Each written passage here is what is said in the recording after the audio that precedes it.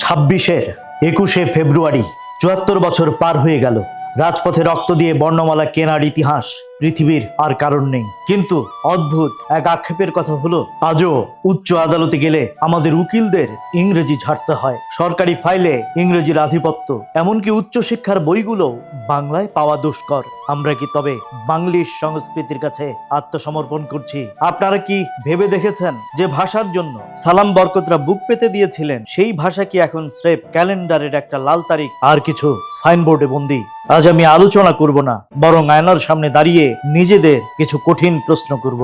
রাষ্ট্রীয় পর্যায়ে আমাদের অনীহা কতটা গভীর? 1956 সালে পাকিস্তান সংবিধানে বাংলা রাষ্ট্রভাষার মর্যাদা পেল।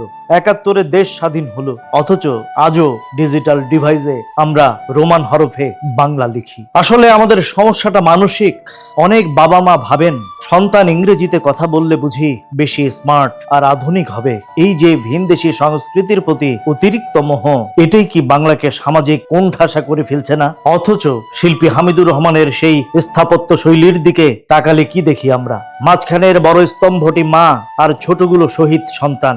মা তার সন্তানদের বুক দিয়ে আগলে রাখছেন, কিন্তু আমরা কি আমাদের মা অর্থাৎ ভাষাকে আগলে রাখতে পারছি?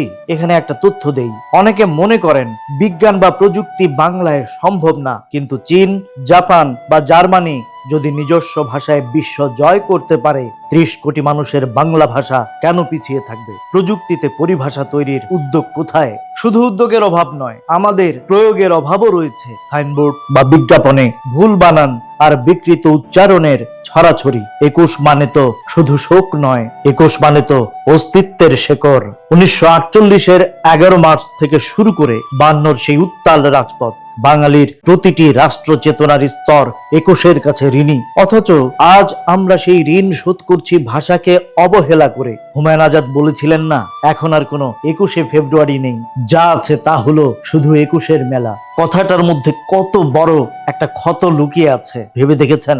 21 আমাদের ধ্রুব তারা, কিন্তু আমরা কি সেই তারার আলোয় পথ চলছি, নাকি অন্ধকারে হারিয়ে যাচ্ছি?